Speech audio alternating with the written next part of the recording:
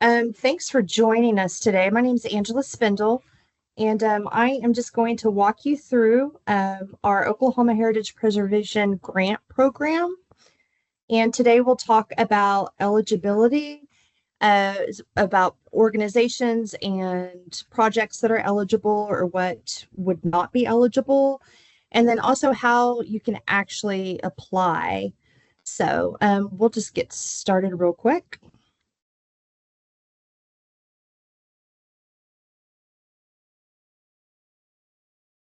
So what is the Oklahoma Heritage Preservation Grant Program? So this is money appropriated by the state, and the Oklahoma Historical Society is charged with distributing it to different groups. We support grassroots efforts to collect, preserve, and share Oklahoma history.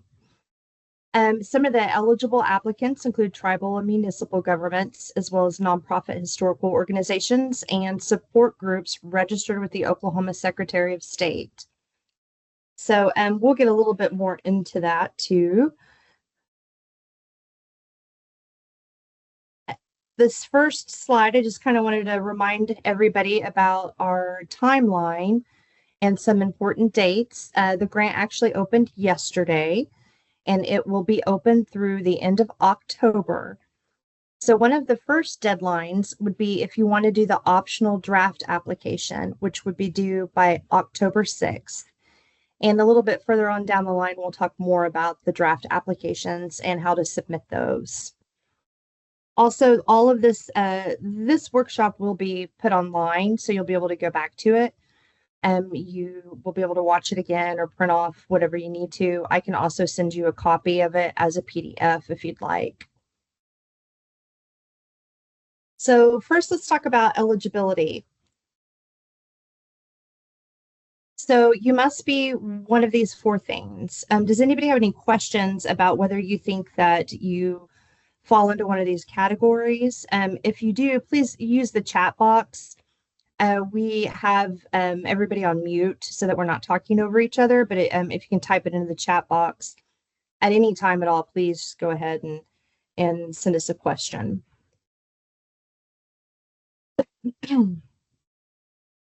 So who can apply? So these can be any kind of governments, local governments, tribal governments, not-for-profit historical organizations, which we'll talk about what that actually is, what a historical organization is in the next slide.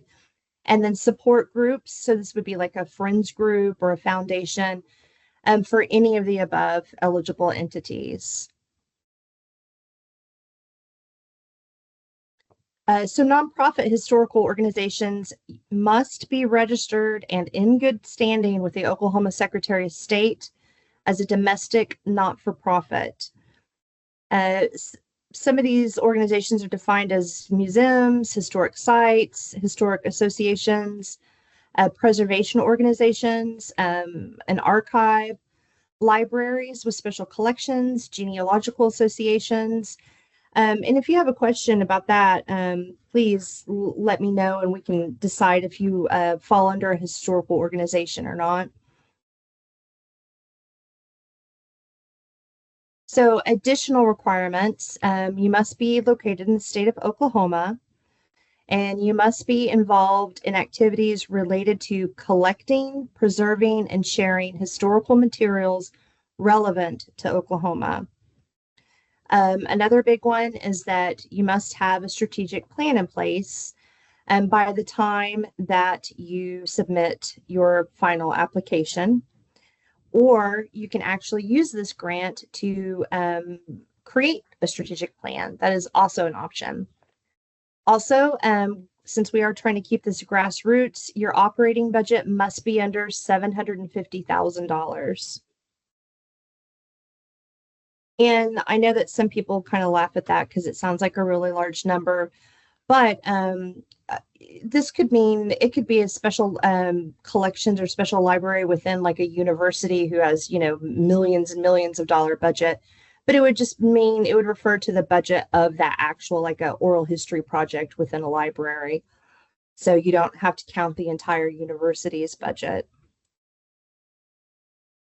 So eligible projects, they are specific to four main categories: collections, exhibits, educational programs, and capacity building.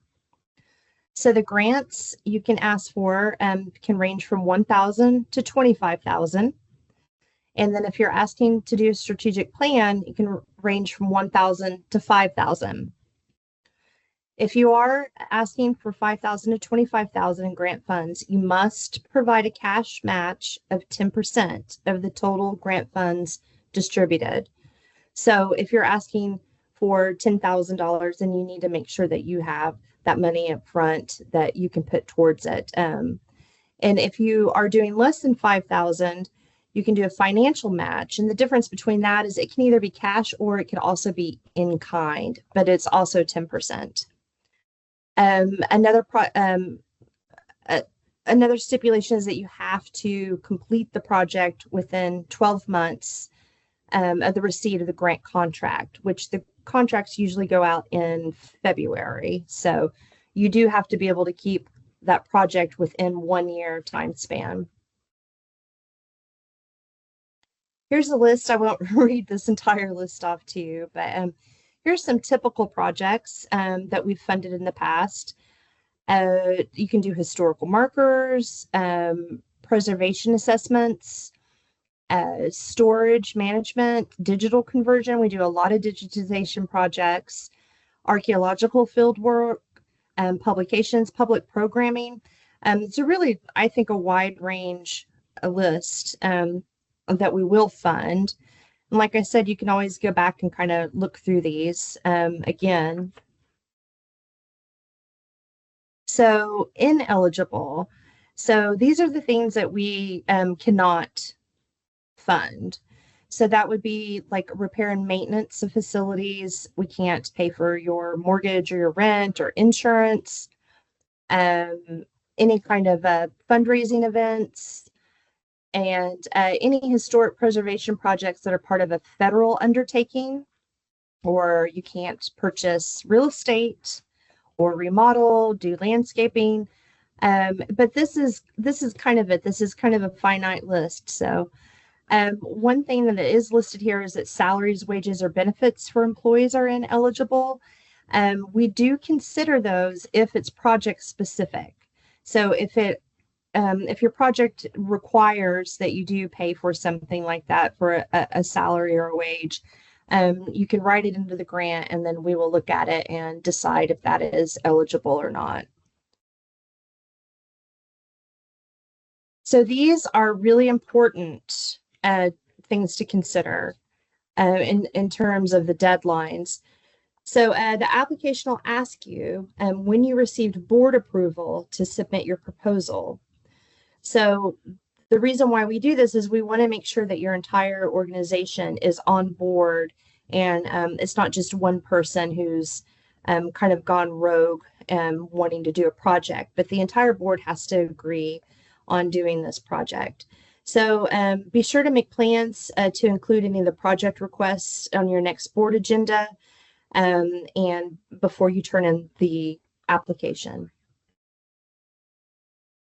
It's not, I do want to say though, it's not required that your board has approved it. So we don't need to see like your meeting minutes or anything like that. It's just a strong suggestion so that later on down the line, we don't get a phone call from one of the board members who's like, I have no idea what this project is or what you're talking about. So another thing is if you do not have a strategic plan, the only project that'll be considered for funding is to create a strategic plan. If you don't want to request funding for a strategic plan, you can create or update an old strategic plan prior to submitting your proposal, as long as you have a strategic plan that you can turn in with your application. So I have had a lot of questions about this, and some people have wondered if they have like an older strategic plan. Of course, we'd love for you to have an updated one. You can use an older one. We don't have a deadline on how old the strategic plan is. But I would say it's probably a good time though, maybe to look it over, and with your board, it's a good reason to kind of update that.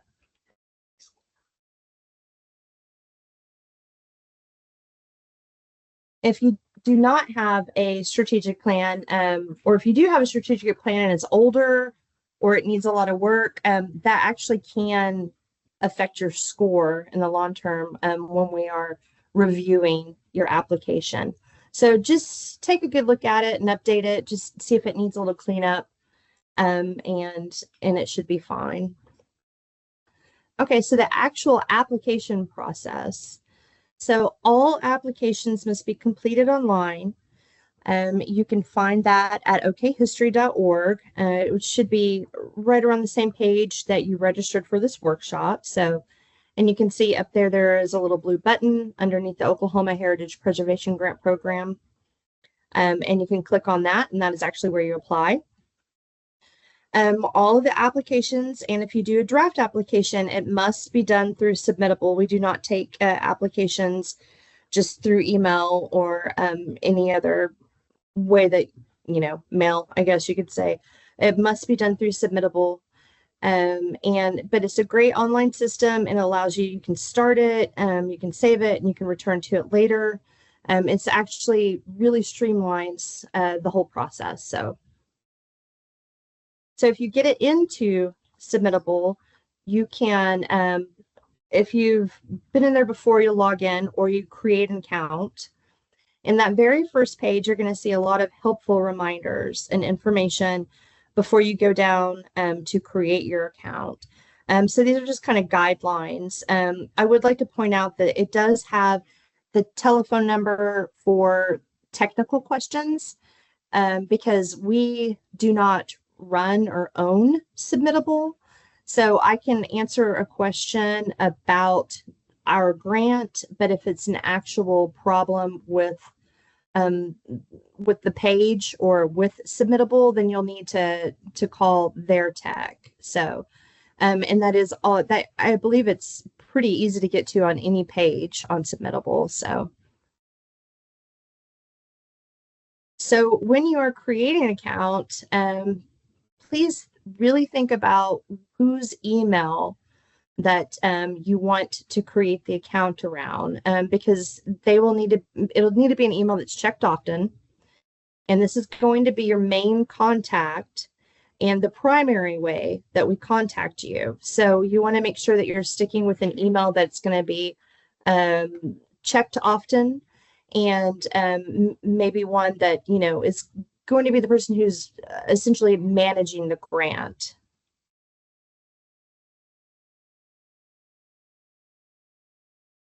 So you can invite a collaborator. So that means that you can have another person on, but that person cannot submit things. They can only look at what has been submitted on Submittable. So they can view it and read things over, but there's only one person, the main person, who's able to submit any kind of reports or submit the actual application itself. So just think of that whenever you are inviting collaborators, that they're welcome to look inside of your Submittable account, but they're not actually going to be able to do anything. So that's another reason why you really want to make sure that that email account that's tied to Submittable is the email account that you want to use throughout the process. So one of the first sections that you're going to come to is eligibility. And everybody has to complete this section before you can actually access the full application. So make sure that you're reviewing these questions really carefully because they will determine if your organization or project meets the requirements.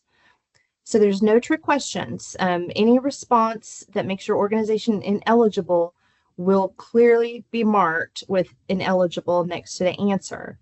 So if any of your answers show your organization or project is ineligible, you'll not proceed to the full application. This just prevents organizations from spending time on an application and then you can't submit it. So it's kind of like that first kind of roadblock. And of course, if you are having problems with it or issues, please email or call us. And if you think maybe you are eligible, then we can maybe walk you through that process or see if you are eligible or not. So once you get past that section, you will actually go straight into the full application. And the very first thing is going to ask you some general information, like just basic contact details. It will also be an expansion to like the yes or no eligibility questions, because on the submittable eligibility questions, you can only answer yes or no. This is a section that where you can actually kind of expand on there a little bit. And then you will come to your narratives, and the narratives are what will be scored by the weighted criteria, which we'll get into weighted criteria in a little bit, and the different narrative questions that you'll be asked. Is everybody doing all right? Are you falling asleep yet? Everyone's okay? Okay. So okay, good. So submitting a draft application, you do not have to submit a draft application. Uh, but if you do, it must be submitted through Submittable, and you can't just save it. So it's going to look, it's a little scary, I know, but you have to actually submit it. But we will go through there and make sure that we can open it back up. So if you want to do a draft application and let us take a look at it to see if you're headed in the right direction, if you're answering the questions correctly, then, you know, we can kind of give you some help and some pointers. So the deadline for those drafts are due by 5 p.m. on October 6th. And then once they're submitted, we will review them, and then we will reopen your account so you can continue to work on it. And then afterwards, we will email you any of our feedback.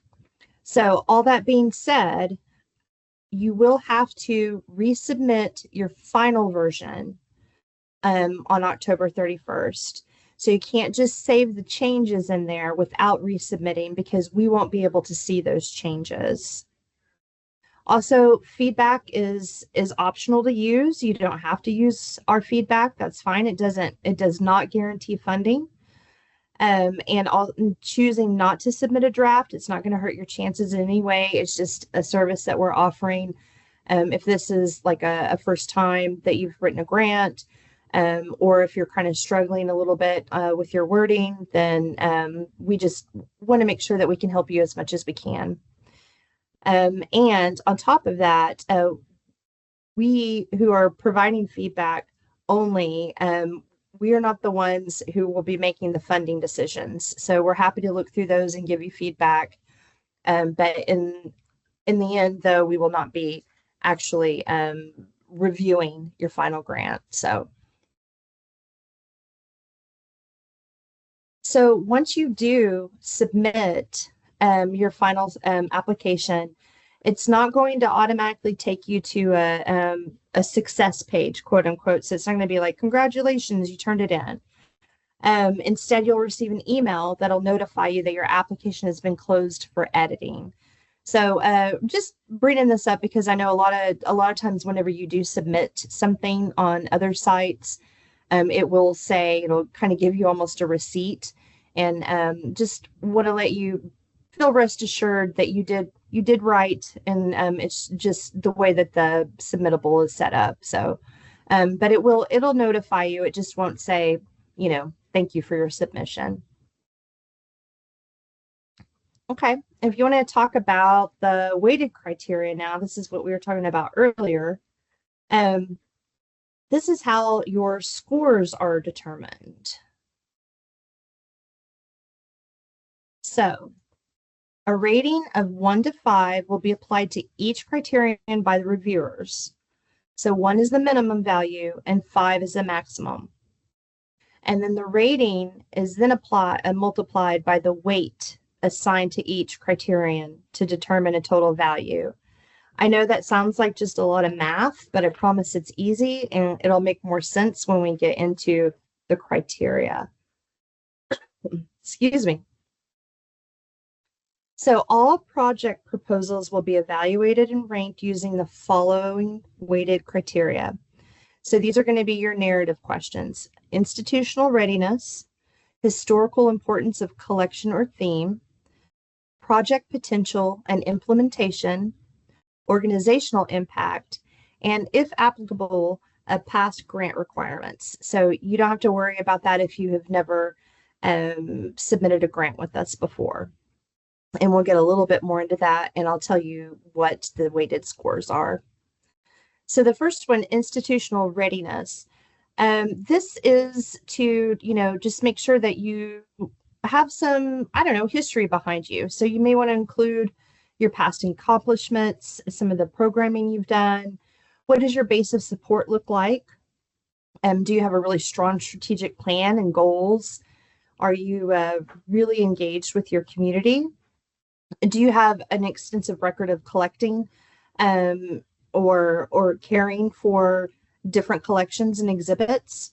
So this one will be weighted at a factor of 3. So that means if Bob, your reviewer, scores your institutional readiness a 4, then that would be multiplied by the 3. So your weighted score would be 12. Does that make sense? I'm going to take that as a yes. So here are some of the questions also that it's going to ask you. And I won't go through every single little thing, but you can go back and kind of look at them. And also, hopefully, when you're applying for your grant, you will see them. So the next one would be historical importance of collection or theme. So this is defined by the most current OHS Historic Context Review Report. I know that sounds really hairy, but it's not as bad as you would think. We do have copies of those, and it is also available on our website. So what this really kind of means is the two things that we're really looking for is a summary of your collection and a summary of your theme. So the more detail that you can give us about your collection and your theme, it's great. Because just remember that your reviewers may not have any idea about your organization. So just remember when you're writing these questions out, then pretend like you're telling somebody that you just met for the first time who, is from Canada or something like that, and they have no idea what you do or what your collections look like. And then you can't go wrong because then you're going to give them a detailed answer. So you can do, you don't have to do like super specific numbers, especially, if you have a large photo collection. Of course, you're not going to know that you have, 10,968 different photos, but you can just kind of give us an idea. All of the reviewers are OHS staff members, so they do kind of know what collections look like. I know a lot of times we talk about cubic foot boxes, things like that. And also if you can just do like kind of the breakdown here, it's just like, you can say it's 20% manuscripts, 80% objects, something like that, just to give us an understanding of what it is that you have in your collection. And then also your theme. So this can include like time periods, if you have a geographic focus, like if you're, in the Panhandle, or if you have a lot of history about southeastern Oklahoma. And just tell us about your collection. Like what are you collecting? What are you sharing? What are you preserving?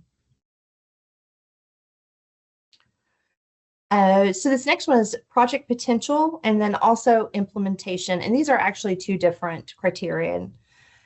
So project potential, it could include like fulfilling a need in the community. Is this something that your community really needs to be saved or preserved, or is this going to have an economic impact? Will people come by and see this or stop off in your town? Is it publicly accessible? That's one reason why a lot of people do like digitization projects, because they will, people from all over the world would be able to see things that are put up on the web.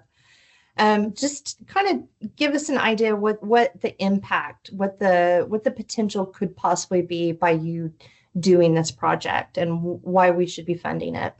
And you'll notice here, all the other ones were weighted at a 3, but these two are really important. These are weighted at a factor of 5. So this next part, I cannot express how important. I've been a reviewer on these grants since the beginning.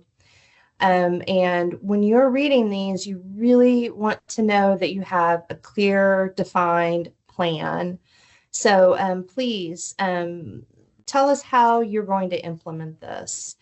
How's it going to be accomplished? Who's going to be doing the work? What are the responsibilities? Do you have some set goals and deadlines? Also, how are you going to gauge this? Like, what is, like what, well, one of the questions below I think is a really good one that Nicole, my predecessor, put in here is like an explanation of what done will look like for the project so that you have some kind of goal that you're moving towards and that the reviewer will know what done looks like. So, also, we realize that sometimes, you know, staff will change or timelines have to change. And they do with any project. That's, we do the same kind of work up here. But if you can really just get an idea and a good, strong template for like how are you going to implement this project?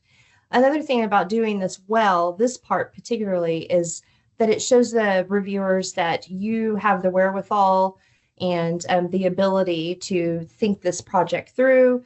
And it's more likely to be a success if it's been planned out really well. So organizational impact. This one is also weighted at a 3. So so you can see that those two before here are really important. This can include how does a project fit into your long-term goals? This is where your strategic plan can come in handy. And it's also a description of how the project will increase the ability to possibly find future funding. I know funders really like it when you've got those first few funds in the bank because they know that somebody else was willing to invest in your project. So hopefully this would help you as like a springboard to maybe find future funders. And then you can do more projects or continue a project or do collaborations with different people. So so a good solid description of the impact on your organization. Just tell us how this could really help you. So this one is only if you have received a grant from us before. I do want you to listen to this though, because if you are a newbie, I want you to know that the reviewers do look and see how you acted through your past grant. So if you've been a recipient, evaluators will be supplied with information related to any terms of the contract that were not met. So these could be really minor infractions, such as like just submitting reports late, or it could be something serious, as in they did not complete the grant project at all. So these are weighted by a factor of -2. So if it's something small, it'll only knock it off a little bit, and then it'll get greater as you go along for more serious infractions. But it is, we want to make sure that we are using these funds wisely and that they're going to projects that are going to actually come to fruition, and people are going to be responsible with these funds. So so we do kind of look back and kind of see how you did. And we always welcome. It does not mean that you can't reapply if you didn't do so well on your first grant. But we may knock a few points off, just to be honest. But we do put lots of notes in, and we really do try to work with people. So what happens after you hit the submit button? So we have review stages. So the first thing is compliance with eligibility. So an initial review by OHS staff evaluate to make sure it meets the minimum eligibility requirements. Incomplete applications or applications received after the deadline will not be considered. And only one completed application will be considered per organization each grant cycle. I think those are pretty clear. So the next step that happens is the scoring by OHS Staff Review Committee.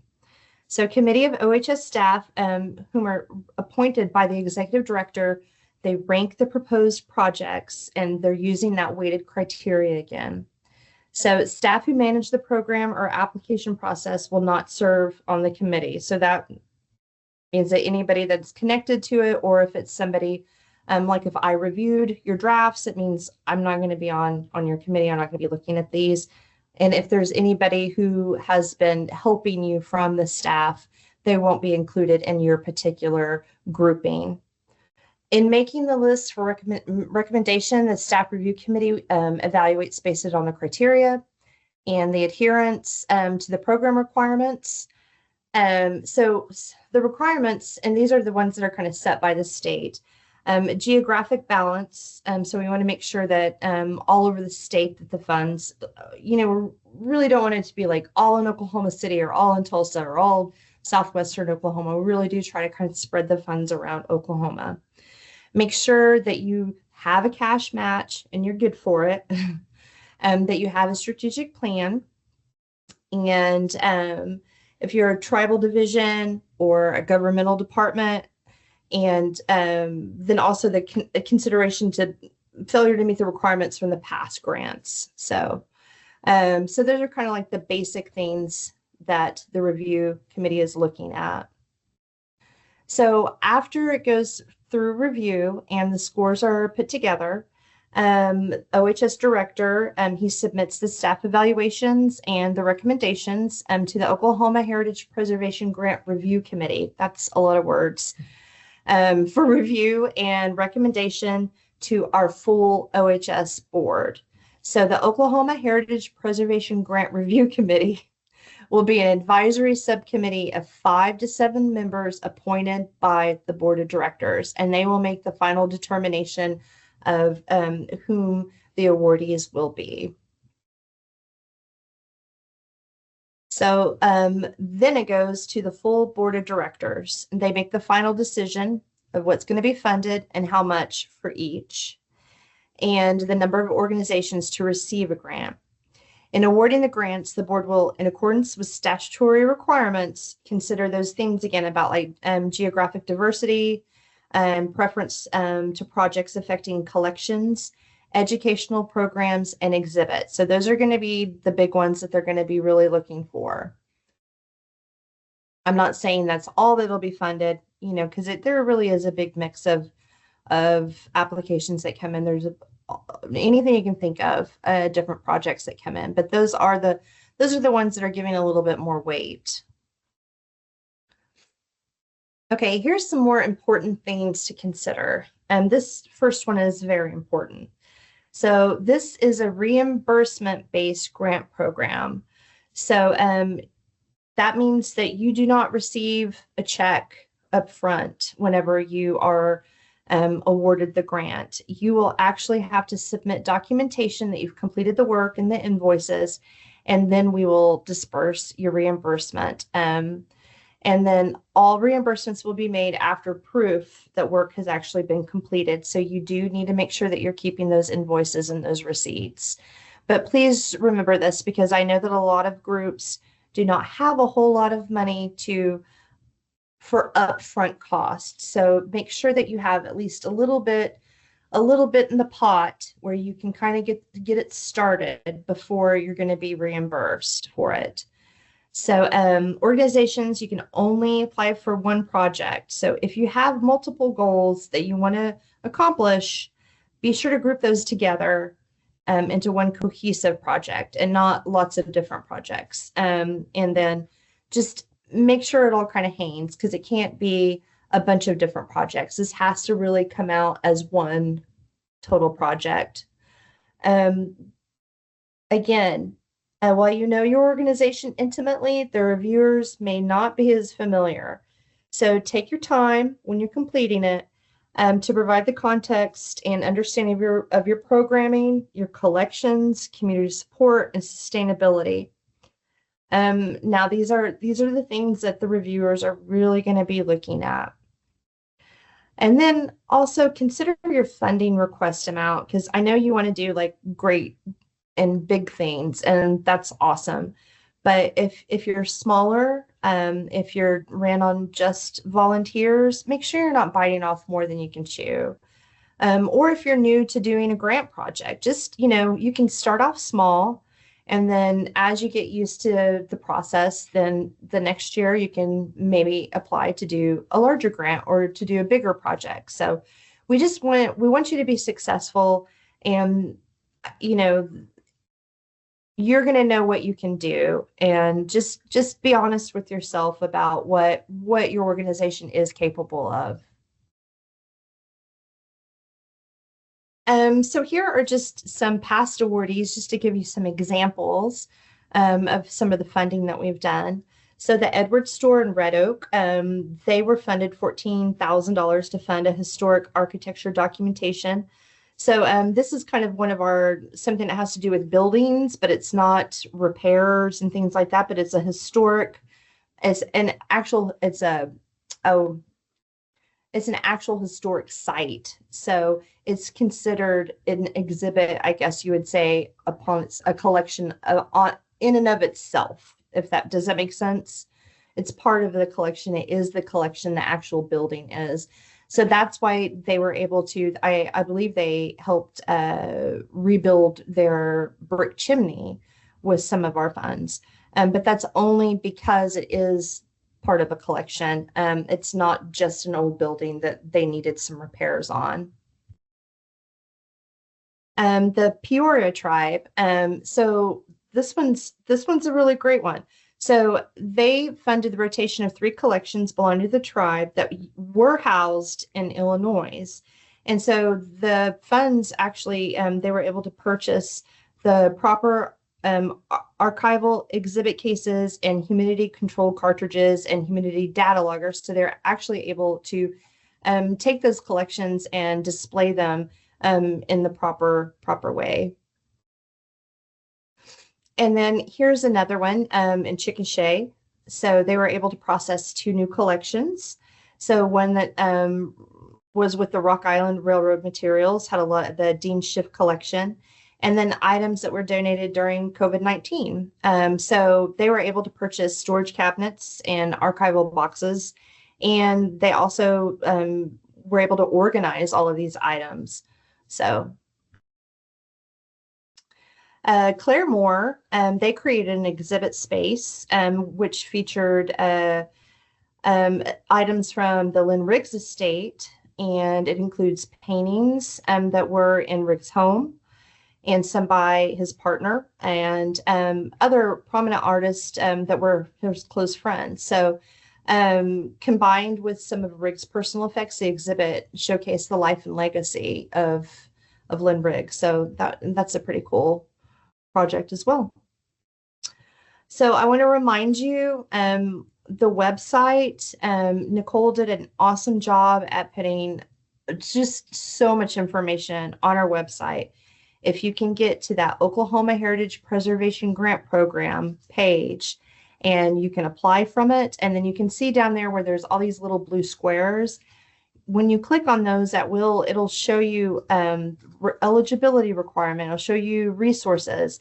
It will talk. There's workshops about strategic planning.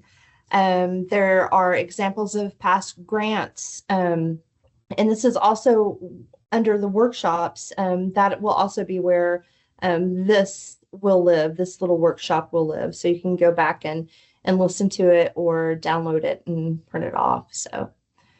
Okay, well, that's all I've got today. Do you guys have any questions, comments? Do you want me to turn, if you want to, I can unmute and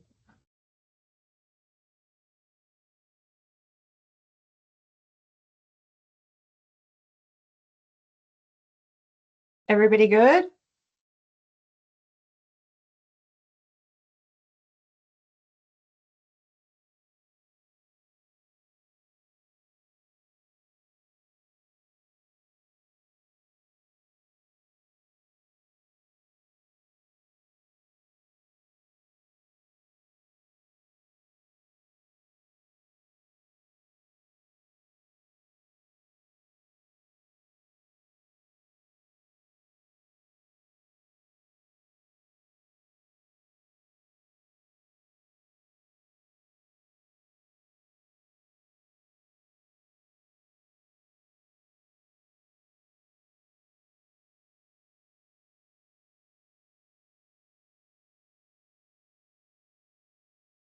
want to ask it verbally. Okay.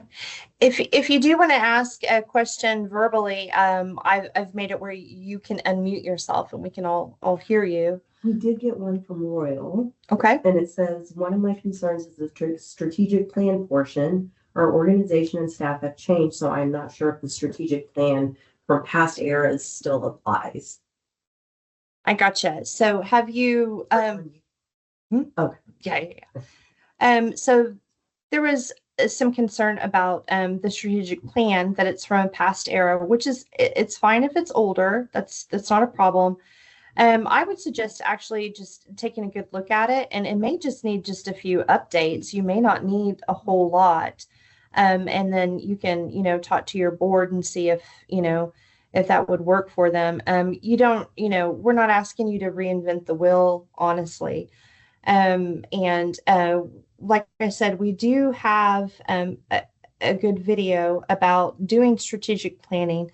And you can also actually find a lot of good templates if you just Google strategic plan template, and it kind of will walk you through. If you already have something, though, I would definitely use it to work off of. And you may be surprised. You may have to change some things in there, but you may be surprised that it'll still be applicable to what your organization's doing currently.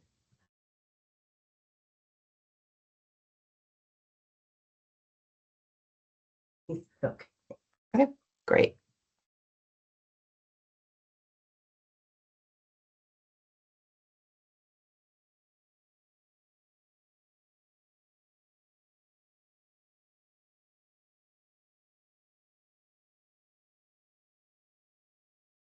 Okay, guys. Well, I'm not really seeing anything else. Okay. Oh, we got somebody typing. Yeah. Okay. No, I guess they stopped. Okay. I can't see it on. Yeah, they stopped. Okay. Well, like I said, this workshop will be posted. Sorry. Go ahead, Royal. It says, my other issues might just be semantic. Our facility is run by the city, and our city council is essentially our board. Yeah, no, that's not a problem. Consider that a municipal government. So, just can I ask you what city you're in? Wagner. Wagner. Okay, yeah.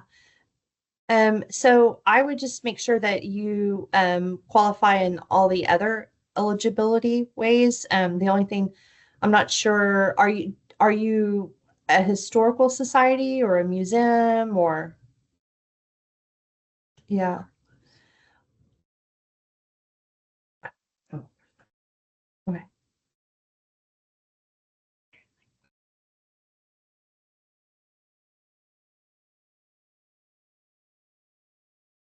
Okay. Honestly, I mean, the city of Wagner is eligible, so I would just go through all of the other eligibility bullets and see if your project would align. And it shouldn't be it shouldn't be They're a museum. You are a museum. Okay. Okay. Yeah. No, that shouldn't be a problem because I'm guessing your museum budget's probably not over $750,000 a year. So so I bet you're good. Not Yeah.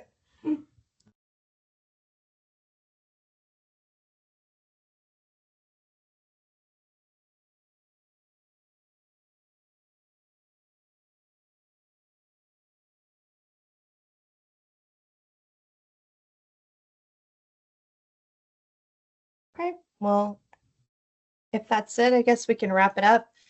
You're welcome to listen to me drone on again next Monday. It's going to be the exact same workshop, but maybe if you sometimes I know I need to listen to things a couple of times before I get it. And again, this will all be on the website. And please take my name and number or our email address, grants@history.ok.gov. It's super easy to remember, and we will answer any questions or help you however we can. So thank you. You have a good week.